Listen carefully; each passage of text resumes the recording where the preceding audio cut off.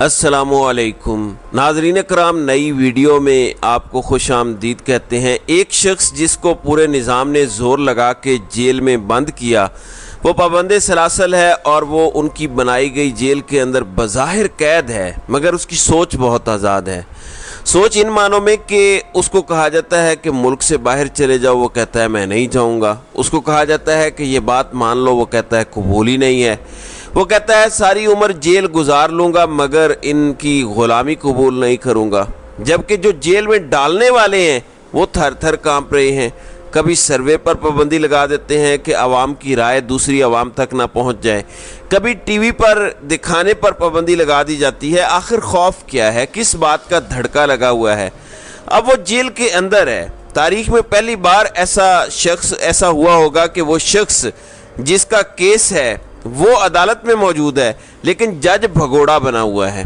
کبھی جج چھٹی پہ چلے جاتے ہیں، کبھی جج صاحب بیٹھ ہی نہیں پا رہے، بار بار بیمار ہو جاتے ہیں، جبکہ وہ شخص کہتا ہے کہ میں حاضر ہوں۔ یہ مناظر ہم نے ماضی میں نہیں دیکھے۔ یہاں پہ تو لوگ لندن بھاگ جاتے ہیں، وہ ملک میں بیٹھا ہوا ہے اور وہ کہتا ہے کہ میں یہاں پہ ہوں، جج صاحب چھٹی پر ہیں۔ اب خبر کیا ہے؟ اب اٹک میں ایسا کیا ہوا ہے کہ آپ کو جیل کے باہر پولیس نکالنی پڑی ہے؟ بہت دلچسپ خبر ہے۔ اب کل ایک جڑاں والا میں معاملہ ہوا، جس طرح سے کرسچن کمیونٹی کو نقصان پہنچایا گیا، چرچوں کو آگ لگائی گئی، پھر 9 مئی والا واقعہ ہوا۔ اب ایک دلچسپ خبر سنیں کہ آئی جی پنجاب کو ایوارڈ دینے کا اعلان کیا گیا ہے۔ شاید 9 مئی پر ان کی خدمات بڑی اچھی ہیں، کل جڑاں والا واقعہ میں شاید ان کی خدمات بڑی اچھی تھیں، یا باقی جو انہوں نے کیا ہے وہ آپ خود ہی فیصلہ کر لیجئے۔ اب اٹک میں عمران خان ہے، وہاں پر انہوں نے اپنی طرف سے جب اس کے معاملات ہوتے ہیں تو انٹیلیجنس اداروں سے رپورٹس لی جاتی ہیں، سب کچھ کر کے اتنا انہوں نے اپنا خیال رکھا کہ یہاں تک کہ یہاں پر عمران خان کو رکھیں گے تو سب کچھ سیکیور ہے، کوئی خطرہ نہیں ہے۔ اس سے پہلے ہم نے سنا تھا کہ جیل کے اندر عمران خان کوڈ ورڈ میں گفتگو کرتے ہیں، پھر اہلکاروں کو ایون قیدیوں کو بھی اس جیل سے نکال کے اور جیلوں میں پھینکنا پڑا۔ پھر بتایا گیا کہ عملے کے اوپر فون کی پابندیاں لگائی گئی ہیں، واٹس ایپ یوز نہیں کر سکتے، یعنی اتنی پریشانی ہے۔ لیکن آج اٹک کی سڑکوں کے اوپر پولیس نکالنا پڑ گئی ہے۔ اس کی وجہ کیا ہے؟ میں وہ آپ کو بتانا چاہتا ہوں۔ کون سا خوف ہے؟ 14 اگست پر کریک ڈاؤن کیا گیا، لوگ پکڑے گئے، گھروں سے اٹھائے گئے، بھلا کیوں؟ 14 اگست ہے، سب نے نکلنا ہے، کہیں تحریک انصاف والے جھنڈے نہ لہرا دیں، اتنا خوف ہے۔ یہ پہلے منظر پاکستان میں نہیں ہوا کرتے تھے، بلکہ ایک اور جگہ پر ہمارا ٹی وی رپورٹ کیا کرتا تھا جسے ہم مقبوضہ کشمیر کہتے ہیں۔ صورتحال یہ ہے، ظاہر ہے کہ انٹیلیجنس ایجنسیز کی رپورٹس آتی ہیں، آئی بی لگی ہوئی ہے، ایم آئی، دیگر بہت سارے ادارے ہیں گورنمنٹ کے پاس جہاں سے رپورٹس آتی ہیں، تو ڈر ہے، دھڑکا لگا ہوا ہے کہ اٹک کے اندر وہ بندہ جو قید ہے وہ قید میں نہیں ہے، بلکہ وہ تمام لوگ جو اسے قید کیے بیٹھے ہیں وہ اس کی قید میں ہیں۔ اب آج اٹک کے اندر امن و امان کی صورتحال برقرار رکھنے کے لیے وہاں پہ پولیس نے فلیگ مارچ کیا ہے۔ فلیگ مارچ 1-2 گاڑیوں کا نہیں، 20 گاڑیوں کا، اور سینکڑوں کی تعداد میں آج جو ہے وہ اہلکار سڑکوں پر نکالنے پڑ گئے ہیں۔ بھلا کیوں؟ اٹک کے لوگوں کو یہ پیغام دینے کے لیے کہ وہ جو جیل میں بیٹھا ہوا ہے، ہمیں پتہ ہے کہ آپ کے دل میں اس کے لیے کتنی محبت ہے، ہمیں پتہ ہے کہ آپ اس کے بارے میں کیا سوچتے ہیں یا کیا آپ کو دھڑکے لگے ہوئے ہیں۔ آپ نے باہر نہیں نکلنا، دیکھو ہماری طاقت، دیکھو ہم کتنی بڑی تعداد میں ہیں۔ اگر اتنا ہی خوف ہے تو اس جیل والے سے گزارش کروائیں کہ پیغام جاری کر دے کہ آپ نے باہر نہیں آنا، کیونکہ لوگ اس کی بات سنتے ہیں۔ تو ناظرین اکرام، موجودہ دور کا جو حاکم وقت ہے، جو اصل حاکم ہے پاکستان کے اندر، اس کا سب سے بڑا کرائسس یہ ہے کہ طاقت تو گو اس کے پاس ہے مگر لوگوں کی محبت سے وہ محروم ہے۔ میں نے آپ کو بتایا کہ وہ شخص کہتا ہے میرا کیس سنا جائے، لیکن جو جج صاحب ہیں وہ آتے ہی نہیں ہیں۔ جسٹس عامر فاروق آج آئے ہی نہیں، وہ پہلے ہی اویلیبل نہیں ہوتے تھے۔ آج پھر جب عمران خان کا کیس لگا تو وہ یہی ڈرامے کر رہے ہیں۔ کب تک آپ ڈیلے کریں گے جسٹس عامر فاروق صاحب؟ صرف تاریخ کے اندر اپنا کردار آپ لکھوا رہے ہیں اور کچھ بھی نہیں کر رہے۔ عہدے ختم ہو جاتے ہیں، لوگ ریٹائر ہو جاتے ہیں، یہ سب کچھ ختم ہو جاتا ہے، لیکن لوگ اور تاریخ ایسے لوگوں کو، ایسے سیاہ کرداروں کو نہیں بھولتی۔ آپ بیٹھے رہیں عامر فاروق صاحب۔ اب عمران خان نے سپریم کورٹ سے رجوع کر لیا ہے، ان کے بہاف پر ایک درخواست جو ہے وہ دائر کی گئی ہے ملک بھر میں، چونکہ ان پر درجوں مقدمات ہیں اور اس کیس کے اندر اگر ان کی ضمانت ہوتی ہے تو باقی کیسز کے اندر ان کی گرفتاری کا معاملہ ہے۔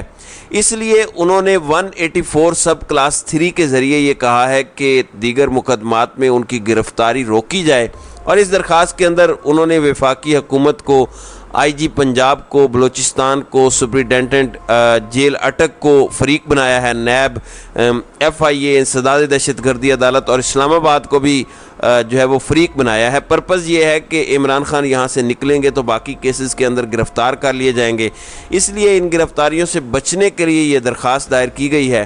چونکہ مختلف مقدمات میں ان کی جو ضمانتیں ہیں، ان کی درخواستیں جو ہیں وہ مسترد ہو رہی ہیں، تو اس وقت عدالت سے انہوں نے استدعا کی ہے کہ حکومتی مشینری کو استعمال کرتے ہوئے جو عمران خان سے سیاسی انتقام لیا جا رہا ہے وہ سیاسی انتقام بند کیا جائے۔ عمران خان سابق وزیر اعظم ہیں اور ملک کی سب سے بڑی جماعت کے وہ سربراہ ہیں، لیکن ظاہر ہے کہ یہ سلسلہ رکے گا نہیں۔ اب اس اٹک جیل کے اندر جہاں پہ آپ نے آج درجنوں پولیس کی گاڑیاں اور اہلکار سینکڑوں کی تعداد میں نکالے، وہاں پہ عمران خان کے وکلاء بھی پہنچے، انہوں نے 6 نام لکھ کے دیے کہ ہم ان سے ملنا چاہتے ہیں، جس میں شعیب شاہین تھے، سمیر کھوسا صاحب تھے، پھر بیرسٹر گوہر علی تھے، پھر نعیم حیدر پنجوتھا، عمیر نیازی، علی اعجاز بٹر، لیکن ان 6 میں سے صرف ایک شخص کو، نعیم حیدر پنجوتھا کو ملنے کا موقع دیا گیا۔ چلیں ایک کی ملاقات ہو گئی ہے، باقیوں کو نہیں ملنے دیا جا رہا۔ اس سے اندازہ لگا لیجئے کہ خوف کا ایلیمنٹ کیا ہے۔ دوسرا، حسان نیازی کو گرفتار کیا گیا، ان کو غائب کر دیا گیا، بتایا نہیں جا رہا تھا کہ وہ کہاں پر ہیں۔ اب لاہور ہائی کورٹ نے ان کو 18 اگست کو پیش کرنے کا حکم دے دیا ہے، تو دیکھتے ہیں کہ 18 اگست کو ان کو پیش کیا جاتا ہے یا نہیں کیا جاتا۔ ناظرین اکرام، میں آپ کو ایک اور ڈیولپمنٹ بتانا چاہتا ہوں، وہ بہت ہی دلچسپ ہے۔ وہ ڈیولپمنٹ یہ ہے کہ انوار الحق کاکڑ، جن کے بارے میں نے آپ کو بتایا تھا کہ آج ان کی کابینہ حلف لے گی، تو میرے پاس اطلاعات ہیں کہ ابھی کچھ دیر میں وہ حلف اٹھائیں گے، لیکن انوار الحق کاکڑ نے جو کابینہ رکھی ہے اس پر انہیں داد دینی چاہیے۔ مرتضیٰ سولنگی، جو خود کو صحافی کہتے ہیں، ان کے بارے میں آپ کسی سے پوچھئے کہ ان کا کیا تعلق ہے پیپلز پارٹی اور مسلم لیگ نون کے ساتھ، تو آپ کو بہت اچھے سے پتہ چل جائے گا۔ اب اس صحافی کو نگران وزیر اطلاعات بنایا جا رہا ہے۔ سوال یہ پیدا ہوتا ہے کہ ان صحافیوں کی ایسی کون سی خدمات ہوتی ہیں، آخر کون سی ایسی صحافت ہوتی ہے جس کی بنیاد پر ان کو وزارتوں سے مشیر، اسپیشل اسسٹنٹ کے عہدوں سے نوازا جاتا ہے؟ میرا یہ مطالبہ ہے ایک عام شہری کے طور پر، ایک عام پاکستانی کے طور پر، کہ مرتضیٰ سولنگی، عامر میر، محسن نقوی، فہد حسین اور بہت سارے نام، نجم سیٹھی، میں حالیہ دور کی بات کر رہا ہوں، ان دنوں میں جن کو عہدوں سے نوازا گیا ہے، ان سب لوگوں کے کردار یونیورسٹیز اور کالجز کے اندر بچوں کو پڑھائے جائیں۔ میں کہتا ہوں کہ صحافت جاری رکھیں اس وقت تک جب آپ اپنی منزل یعنی وزیر، مشیر، معاون خصوصی اس عہدے تک نہ پہنچ جائیں۔ بچوں کو پڑھایا جائے کہ یہ شخصیات بیچاری کن کن مشکلات سے گزری ہیں، آخر کون سے کارنامے، کون سی خدمات انہوں نے سر انجام دیں کہ ان کو سرکاری عہدوں اور ان بڑے بڑے منصبوں پر بٹھایا گیا۔ سوال تو ہونا چاہیے کہ یہ رول ماڈل ہے کہ آپ ایسی صحافت کرو کہ حکومت آپ کو عہدہ دے اور آپ کو نوازے۔ مرتضیٰ سولنگی عمران خان کے بارے میں، تحریک انصاف کے بارے میں اوورآل کیا موقف رکھتے ہیں، ان کی ذرا ٹائم لائن چیک کر لیں۔ آپ ایک ایسا نگران وزیر اطلاعات رکھتے ہیں جن پر سنگین الزامات 2010 میں دی نیوز کی رپورٹ کے اندر لگے، اس شخص کو آپ لگا رہے ہیں۔ دوسرا، آدھے سے زیادہ صحافیوں کو تو اس نے بلاک کر کے رکھا ہوا ہے ٹویٹر پر۔ جس شخص کی اختلاف رائے برداشت کرنے کی یہ حد ہو، آپ اس کو اتنا بڑا منصب دے رہے ہیں۔ کہا جاتا ہے کہ عمران خان نے ملک کے اوپر بہت سے قرضے بڑھائے ہیں۔ آج ایکسپریس ٹریبیون کی یہ خبر ہے کہ یہ جو موجودہ حکومت آئی تھی، تحریک انصاف نے 3 سالوں میں اتنے قرضے نہیں لیے جو انہوں نے 15 مہینوں کے اندر 18.5 کھرب روپے کے قرضے لے کے پاکستان پر چڑھا دیے۔ پھر بھی ظلم پاکستان کے ساتھ کس نے کیا، یا پاکستان کی معیشت کو برباد کس نے کیا؟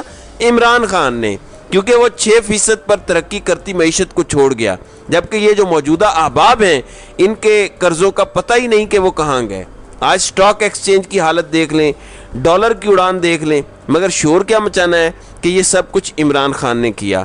अब जो लोग इमरान खान के बारे में गलाजत बक रहे थे उनमें से कुछ को तो अवार्ड्स दिए गए हैं, जबकि जिन्हें अवार्ड्स नहीं दिए गए अब उन्हें ओहदे दिए जा रहे हैं। तो नाज़रीन इकराम, आपकी इस वीडियो के हवाले से क्या राय है?